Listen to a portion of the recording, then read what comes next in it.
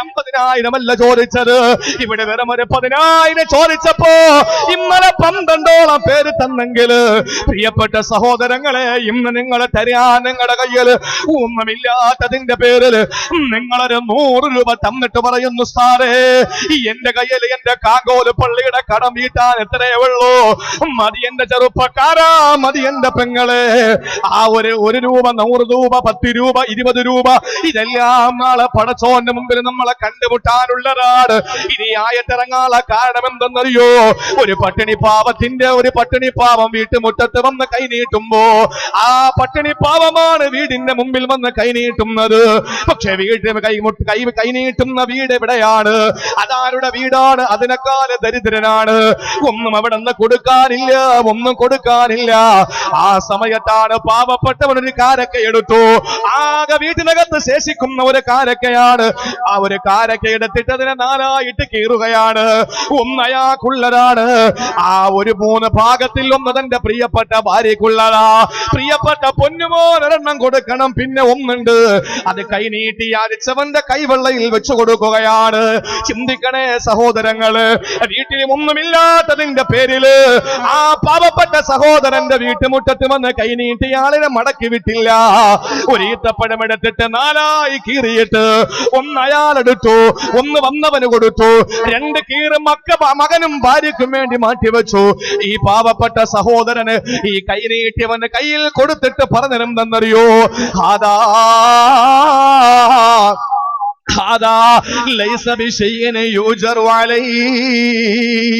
ഇത് പ്രതിഫലമുള്ളതൊന്നുമല്ല.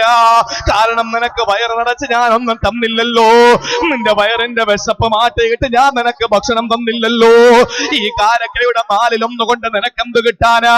അതുകൊണ്ട് അല്ലാഹു ഇതിന് പ്രതിഫലമൊന്നും തരില്ലെന്ന് പറഞ്ഞു ഈ പാവപ്പെട്ടവന്റെ കൈവെള്ളയിൽ വെച്ചുകൊടുത്ത ഈത്തപ്പഴത്തിന്റെ 4-1 കീറ് കണ്ടപ്പോ അല്ലാഹു പറയുകയാണ്,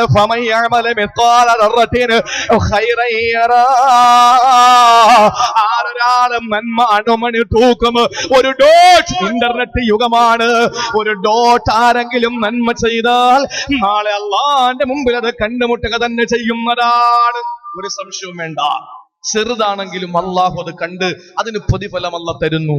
നിങ്ങൾ ആലോചിച്ചേ സഹോദരിമാര്, ചിന്തിക്കും അത്ര വലുതാണോ ഉസ്താദേ അന്നത്തെ ഈത്തപ്പഴം? അല്ല, ഇന്നത്തെ ഈത്തപ്പഴത്തിന്റെ വലിപ്പം തന്നെ അന്നുള്ളത്. അവരങ്ങനാണ് പട്ടിണി കിടന്നത്. നമുക്കെന്നെ കൊണ്ട് പറ്റുമോ? നമുക്ക് എന്റെ പ്രിയപ്പെട്ട സഹോദരങ്ങളെ പറ്റുമോ? ഞാനൊന്ന് ചോദിക്കട്ടെ, ഒരു ഈത്തപ്പഴം കൊണ്ട് നമ്മളെ വീട്ടില് ഭർത്താവ് നോമ്പ് തുറന്നിട്ട് വീട്ടിൽ വരുമ്പോ ഈത്തപ്പഴം അങ്ങാനെടുത്ത് മുമ്പ് വെച്ചു കൊടുക്കാമെങ്കിൽ നിന്നെ ആദ്യം എടുത്ത് കരട്ടി എറിയും. ശരിയല്ലേ? ഞാനൊന്ന് ചോദിക്കട്ടെ, നമുക്ക് കറി പോരാന്ന് പറയുന്നത് എന്തുകൊണ്ടാണ്? ഇന്നത്തെ കറി മോശമായിരുന്നു എന്ന് പറയുന്നത് എന്തുകൊണ്ടാ? ഭാര്യമാർക്ക് സൂഹിക്കുന്ന ഒരു കാര്യം പറഞ്ഞു തരാൻ. ഭർത്താവ് വീട്ടിൽ വന്നിട്ട് അടിയുണ്ടാക്കി, കറി പോരാ. എന്താ കാര്യം? നിന്റെ കെട്ടിയോന് വിശപ്പില്ല, അത് തന്നെ കാര്യം. നിന്റെ ഭർത്താവിന് വിശപ്പുള്ള ഒരാള് കറിയുടെ രുചി നോക്കാൻ നിൽക്കുവോ? പെട്ടെന്ന് വാരി വലിച്ച് തിന്നല്ലേ ഉള്ളൂ. മെത്ത പോരാ, കട്ടില് പോരാ, വിരിപ്പ് പോരാ, കാറ്റ് പോരാ എന്ന് പറയുന്നത് എന്തുകൊണ്ടാ? നിനക്ക് ഉറക്കം വരാത്തോണ്ട്. ബസ്സിൽ കയറി ഒരാള് കണ്ടക്ടർ അടുത്ത് മെത്ത വിരിക്കാൻ പറയൂ. ഉറങ്ങുമ്പോൾ നിന്നങ്ങ് ഉറങ്ങുകയല്ലേ ചെയ്യുന്നത്. കാരണം എന്താ? ഉറക്കം വന്ന പിന്നെ ഒന്നും ചോദിക്കേണ്ട കാര്യമില്ല. എവിടെയെങ്കിലും കിടക്കുക, ഉറങ്ങുക. വിശന്ന് എന്താ ഉള്ളേടി? ഒന്നുമില്ല.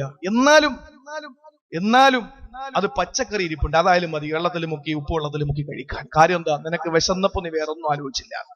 കറി പോരാന്ന് പറയുന്നവർ മനസ്സിലാക്കിക്കോളി, നിന്റെ ഭർത്താവിന് വിശന്നിട്ടില്ല. കിടക്ക പോരാന്ന് പറയുന്നവർ മനസ്സിലാക്കിക്കോളി, നിന്റെ കെട്ടിയൊക്കെ ഉറക്കം വന്നിട്ടില്ല. അത് തന്നെയാണ് കാര്യം. എന്റെ പ്രിയപ്പെട്ടവരെ, വയറ് നിറച്ച ഭക്ഷണം കഴിക്കാൻ അന്നുള്ളവർക്കൊന്നുമില്ല. 3 മാസമാണ് അടുപ്പിന് തീ പുകയാത്തത്. പണ്ട് ഒരു സ്ഥാനാർത്ഥി ആദിവാസി ഊരി ചെന്നിട്ട് പറഞ്ഞു, ഞാൻ ജയിച്ചാൽ നിങ്ങൾക്ക് പുകയില്ലാത്ത അടുപ്പും കക്കൂസും തരാന്ന് പറഞ്ഞു. ആദിവാസി മൂപ്പൻ ചോദിച്ചു, അടുപ്പ് പോകഞ്ഞില്ലേ പിന്നെ കക്കൂസിന്റെ ആവശ്യം ഉണ്ടെന്ന്. എന്റെ പ്രിയപ്പെട്ട സഹോദരങ്ങളെ, ചിന്തിക്കും. അള്ളാഹുവിന്റെ റസൂലിന്റെ വീട്ടില് 3 മാസം 90 ദിവസം അടുപ്പിന് തീ പുകഞ്ഞിട്ടില്ല. അപ്പൊ നിങ്ങൾ പറയാം 4 അടുപ്പുണ്ടായി കാണും, അതാണ് പുക വരാത്ത. അല്ല, ഈ 3 മാസക്കാലം വീട്ടിൽ 2 കറുപ്പ് മാത്രമേ ഉണ്ടായിരുന്നുള്ളൂ. ഏതൊക്കെയാണ്? പച്ചവെള്ളം, ഈത്തപ്പഴം. പച്ചവെള്ളം കറുപ്പോ? അതെ. തോൽപാത്രത്തിൽ പച്ചവെള്ളം എടുത്തു വെക്കുമ്പോ അതിന്റെ മുകൾ ഭാഗം കറുത്തിരിക്കും. ഈ 2 കറുപ്പല്ലാതെ ഒന്നുമില്ല. നേരം വെളുത്ത് ആയിഷയോട് ചോദിക്കും, ആയിഷ ഇന്ന് വല്ലത് കഴിക്കാണ്ടോ? ആയിഷ പറയും, നബിയെ ഇന്നൊന്നുമില്ല. ശരി, അൽഹംദുലില്ലാ, ഇന്ന് എനിക്ക് നോമ്പാ. ഇങ്ങനത്തെ ഒരു ഭർത്താവിന് എവിടെ കിട്ടും? ഇങ്ങനെ ഒരു ഭർത്താവിന് എവിടെ കിട്ടും? ഭർത്താവിനെ കിട്ടിയാൽ തന്നെ ഇങ്ങനത്തെ ഭാര്യ എവിടെ കിട്ടും? ഇങ്ങനെ ഒരു ഭാര്യ നിങ്ങൾ ആലോചിക്കുക. കല്യാണം കഴിഞ്ഞ് വീട്ടിൽ കൊണ്ടുവന്നിട്ട് പറയാ ഇന്നൊന്നുമില്ല കഴിക്കാനെന്ന് പറഞ്ഞാൽ അവൾ അപ്പോഴേ വിളിക്കാൻ പറ്റുമെങ്കിൽ വിളിക്കില്ലെങ്കിൽ അപ്പോഴേ വാപ്പാക്ക് മെസ്സേജ് കൊടുക്കും, അല്ലേ? അങ്ങനെ സഹിക്കുന്ന ക്ഷമിക്കുന്ന ദമ്പതികൾ സന്തോഷത്തോടു കൂടി പോകും. സന്തോഷത്തിലും സന്താപത്തിലും ഭർത്താവിനോടൊപ്പം നിൽക്കുന്ന ഭാര്യ അതാണ്. അല്ലാതെ എന്റെ സഹോദരങ്ങളെ ഇന്ന് തമ്മിൽ കലഹവും പ്രശ്നങ്ങളുമാണ്. അള്ളാഹു മനസ്സിലാക്കാനുള്ള ബോധം തരട്ടെ. ഞാൻ പറഞ്ഞു വന്നത്, ഒരു കാരക്ക എടുത്തിട്ട് 4 കീറിയിട്ട് അതിൽ ഒരു ഭാഗം പല്ലിലൊട്ടാനല്ലേ ഉള്ളൂ, എങ്കിലും അത് അവർക്ക് വലിയൊരു മുതലായിരുന്നു. അവരുടെ ജീവിതത്തിന്റെ ബാക്കി പത്രം ഇത്രയാണ്. അത് നാളെ പരലോകത്ത് കാണും. ഞാൻ പറയുന്നു, നിങ്ങൾക്ക് 50,000 ഒന്നും കൊടുക്കണ്ട. ഇന്ന് അൽഹംദുലില്ലാ ഒരു സഹോദരൻ ബഹുമാനപ്പെട്ട തങ്ങളെ വിളിച്ചു പറഞ്ഞു, ഈ സംരംഭത്തിന് ഓൺലൈനിൽ ഇപ്പോഴും അദ്ദേഹം കണ്ടുകൊണ്ടിരിക്കുക നമ്മുടെ പരിപാടി. ലോകത്തിന്റെ നാനാഭാഗങ്ങളിൽ ഈ കാങ്കോലിലെ പരിപാടി ലൈവായിട്ട് കണ്ടുകൊണ്ടിരിക്കുന്ന ഈ സമയത്തും 25,000 രൂപ ഒരു സാധുവായ സഹോദരൻ ഇവിടെ ഓഫർ ചെയ്തിരിക്കുകയാണ്. നമ്മുടെ ഡ്രസ്സറിന് 10,000 രൂപ ഇന്നലെ എന്നോട് പറഞ്ഞു, ഉസ്താദ് എന്ന് പറഞ്ഞോളി. അൽഹംദുലില്ലാ ഇത് കൊടുക്കുമ്പോഴും ഒന്നും കൊടുക്കാനില്ലാത്തവർ ചിന്തിക്കും, അല്ലാ എനിക്കിതിൽ പങ്കാളിയാകാൻ പറ്റൂലല്ലോ. പോട്ടെ, 100 രൂപ എന്റെ ഉണ്ട്, അത് കൊടുക്കുന്ന എങ്ങനെ? 5,000 കൊടുക്കുന്ന 100 രൂപ കൊടുക്കുന്ന ബക്കറ്റിൽ കിടക്കട്ടെ, വിഷമിക്കണ്ട, നാളെ അതിന് പ്രതിഫലം ഉണ്ടാവും. അല്ല പറഞ്ഞു ഏറ്റവും വലിയ സാരസമ്പുഷ്ടമായ വാക്യം. അത് മാത്രമല്ല,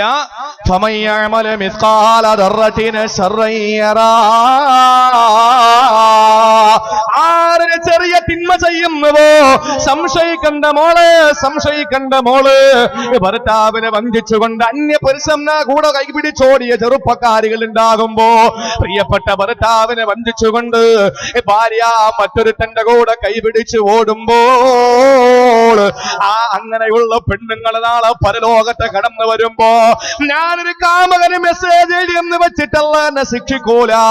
എന്തുകൊണ്ടെന്നറിയുമോ? ഞാൻ ചെയ്യുന്നത് ചെറിയ ഒരു തെറ്റല്ലേ. ഇങ്ങനെ ചിന്തിക്കുന്ന ഒരാള് മുമ്പുണ്ടായിരുന്നു. അയാള് ചെറിയ ചെറിയ പാപങ്ങൾ ചെയ്തിട്ട് പറയുന്നവരെന്താണ്? ഇന്നമാ വഅദല്ലാഹു നാറ അലൽ കബായിരി. അല്ലാഹു തആല ശിക്ഷ കൊടുക്കുന്ന, നരകം കൊടുക്കുന്ന തെറ്റെന്ന് പറഞ്ഞ അത് വലിയ വലിയ പാപങ്ങളാണ്, ചെറിയ ചെറിയ തിന്മകളല്ല. ഇങ്ങനെ ചിന്തിച്ചിരുന്ന ഒരാളുണ്ടായിരുന്നു. അയാൾക്ക് മറുപടിയായി പരിശുദ്ധ ഖുർആൻ അവതരിപ്പിക്കപ്പെടുകയാണ്.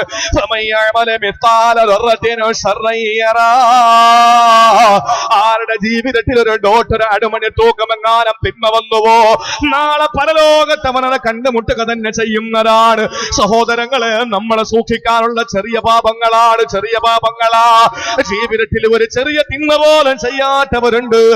നിങ്ങൾക്കറിയുമോ സഹോദരങ്ങളെ, ജീവിതത്തിൽ വലിയ സൂക്ഷ്മത പാലിച്ചിരുന്ന ഒരു ഓപ്പറേഷൻ കഴിഞ്ഞിട്ട് നിങ്ങൾ ഓർക്കാൻ വേണ്ടി പറയുകയാ, സമസ്തയുടെ നേതാക്കന്മാരിൽ ഇന്ന് ജീവിച്ചിരിക്കുന്ന ഒരു നേതാവിനെ നിങ്ങൾക്കറിയുമോ സഹോദരങ്ങളെ? ഓപ്പറേഷൻ കഴിഞ്ഞ്, കവളിലെ ഓപ്പറേഷൻ കഴിഞ്ഞ് ഡോക്ടർമാർ കൊണ്ട് കിടത്തുകയാണ്.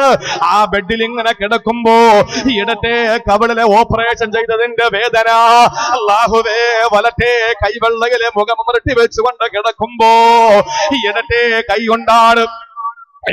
കൈ കൊണ്ടാണ് അദ്ദേഹത്തിന്റെ വേദനയുള്ള ഭാഗത്ത് അദ്ദേഹം പൊത്തിപ്പിടിക്കുന്നത്.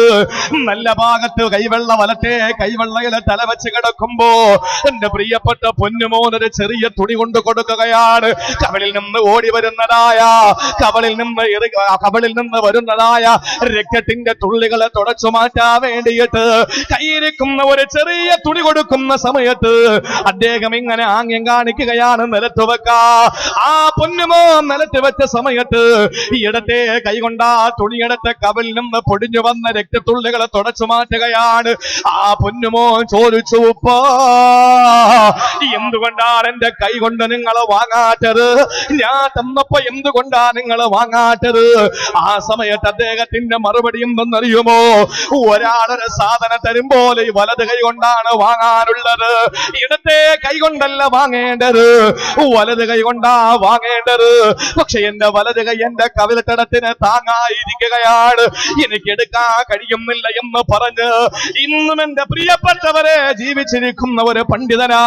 നിങ്ങൾക്കറിയുമല്ലോ, ശൈഖുന അത്തിപ്പറ്റ ഉസ്താദ്, അല്ലാഹു ആഫിയത്തുള്ള ദീർഘായുസ്സ് കൊടുക്കട്ടെ. ആ മഹാനുഭാവന് ജീവിതത്തിൽ ഒരു കറാഹത്ത് പോലെ ചെയ്യുന്നില്ല, ഒരു കറാഹത്ത് പോലെ ചെയ്യുന്നില്ല. വടക്കൻ ജില്ലകളിലെ പ്രസംഗത്തിന് വന്നപ്പോഴാണ്, അല്ലാഹുവേ കേരളം നിലനിൽക്കുന്നത് ആരുടെ മിടുക്കുകൊണ്ടാണ്? രാഷ്ട്രീയ തമ്പുരാക്കന്മാരുടെ മിടുക്കുകൊണ്ടല്ല, രാഷ്ട്രീയ നപുംസകങ്ങളുടെ മിടുക്കുകൊണ്ടല്ല, മുതലാളിമാരുടെ മിടുക്കുകൊണ്ടല്ല, പിന്നെയോ പാണ്ഡിത്യത്തിന്റെ കുലപതിമാരായ വലിയ വലിയ ആരിഫീങ്ങളായ പണ്ഡിതന്മാര് ബാവാട് ഉസ്താദിനെ പോലെ സമസ്തയുടെ മുഷാവറ അംഗമാണ് സഹോദരങ്ങള്. എന്തോ ഒരു വിനയമാണ്, എന്തോ ഒരു വിനയമാ. ഈ തിങ്കളമേടനും മുടങ്ങാതെ സുന്നത്ത് നോമ്പ് പിടിച്ച് ഇന്ന് സന്തോഷത്തോടെ അല്ലാഹുവിന്റെ പരിശുദ്ധമായ ദീനനുസരിച്ച് ജീവിക്കുന്ന പണ്ഡിതന്മാര് ഈ രാജ്യത്ത് ഈ നാട്ടിലുള്ളത് കൊണ്ടാണ് അല്ലാഹു തആല ആപത്തുകൾ നമുക്ക് തരാത്തത്. അല്ലാതെ നമ്മുടെ സമ്പത്ത് കൊണ്ടല്ല, നമ്മുടെ അധികാരം കൊണ്ടല്ല, നമ്മുടെ മിടുക്ക് കൊണ്ടല്ല, നമ്മുടെ ആകാര സൗഷ്ഠവം കൊണ്ടല്ല, നമ്മുടെ ഭംഗി കൊണ്ടല്ല, പിന്നെയോ ഈ പണ്ഡിതന്മാരുള്ളത് കൊണ്ടാണ്. അല്ലാഹുവിനെ ശുക്ർ ചെയ്യുന്ന പണ്ഡിതന്മാരുന്നുണ്ട് എന്റെ പ്രിയപ്പെട്ടവര്. ഒരു കറാഹത്ത് പോലും ചെയ്യാതെ ജീവിക്കുന്നവരാ. ഞാൻ ഓർത്തു പോകുന്നത് കൊല്ലം ജില്ലയിലെ തഴവ എന്ന പ്രദേശത്ത് പണ്ട് കാലങ്ങളിൽ വയലു പറഞ്ഞ തഴവ ഉസ്താദ്, ആ ഉസ്താദിന്റെ പേര് പറയാത്ത ഒരു വേദിയും ഇല്ലല്ലോ.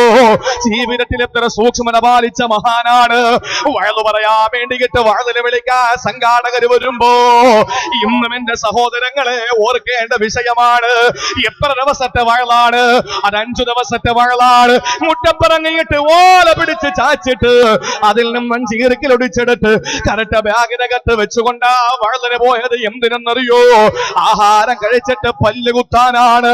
പള്ളിപ്പറമ്പിലെ ഓലയുടെ ഈർക്കിലെടുത്തിട്ട് പല്ലുകുട്ടിയാൽ ക്യാൻസർ വരുമെന്ന് അൽമവാഹിബുൽ ജലിയ അദ്ദേഹത്തിന്റെ ഗ്രന്ഥ സമാഹാരത്തിൽ എഴുതി വെക്കുമ്പോ അനുവാദമില്ലാതെ മറ്റൊരു തന്റെ പുരയിടത്തിലെ ഓലയിൽ നിന്ന് ഈർക്കിലടിച്ച് പല്ലുകുട്ടിയ നാളെ റബ്ബിന്റെ മുമ്പിൽ സമാധാനം പറയേണ്ടി വരുമെന്ന് പേടിച്ചു പോയ ആദരണീയനായ തഴവ ഉസ്താദ് സ്വന്തം പുരയിടത്തിൽ നിന്ന് ഈർക്കിലടിച്ചിട്ടാണ് വയലിന് പോയത്. ആ വയല് പറഞ്ഞ മഹാരഥന്മാർ എന്റെ പ്രിയപ്പെട്ടവരെ, ഇന്നാരൊക്കെ സൂക്ഷ്മതയുള്ളത്? ഇന്നാരുടെ ജീവിതത്തിലോ സൂക്ഷ്മതയുള്ളത്? ഇന്ന് നമുക്കൊരു സൂക്ഷ്മതയില്ല. പഠിച്ചു വെച്ചോ സഹോദരങ്ങളെ, അല്ലാഹുവിന്റെ പരിശുദ്ധമായ ഖുർആൻ പറയുകയാണ്, നീ ചെയ്യുന്ന ചെറുതാകട്ടെ വലുതാകട്ടെ നാളെ അല്ലാഹുവിന്റെ മുമ്പിൽ തുറക്കപ്പെടുന്ന ഒരു ദിവസമുണ്ട്. ആ ദിവസം അള്ളാഹുവിന്റെ മുമ്പിലെല്ലാം പരസ്യമാക്കപ്പെടും. അള്ളാഹു നമ്മളെ കാത്തുരക്ഷിക്കുമാറാവട്ടെ. എല്ലാം പരസ്യമാക്കപ്പെടും പ്രിയപ്പെട്ടവരെ. ചെറുതായിരുന്നാലും നമ്മൾ സൂക്ഷിക്കൂല. ചെറുത് പലിശ വാങ്ങൂല, വ്യഭിചരിക്കൂല, കള്ള് കുടിക്കൂല, അങ്ങനെയുള്ള തിന്മകളൊന്നും നമ്മൾ ചെയ്യൂല. അതൊക്കെ നമ്മൾ ഉപേക്ഷിച്ച് വളരെ സൂക്ഷ്മതയോടെ നമ്മൾ എന്ത് ചെയ്യും? ജീവിക്കും. പക്ഷേ ചെറിയ ചെറിയ പാപങ്ങളെ നമ്മൾ ഗൗനിക്കാറില്ല. ശരിയല്ലേ? പലിശ വാങ്ങൂല, വ്യഭിചരിക്കൂല, മദ്യപിക്കൂല, അതുപോലെ തന്നെ മറ്റൊന്നും നമ്മൾ ചെയ്യൂല. പക്ഷെ ചെറിയ ചെറിയ തിന്മകൾ അത് നമ്മൾ സൂക്ഷിക്കാറില്ല. എത്ര പേര് സൂക്ഷിക്കും? ഞാൻ ചോദിക്കട്ടെ, മുന്നോട്ട് തുപ്പുക കറാഹത്താണ്, വലതുഭാഗത്തേക്ക് തുപ്പുക കറാഹത്താണ്, ഇടത്തോട്ടും പിൻഭാഗത്തേക്കുമാണ് തുപ്പാനുള്ളത്. എത്ര പേർക്കറിയാം?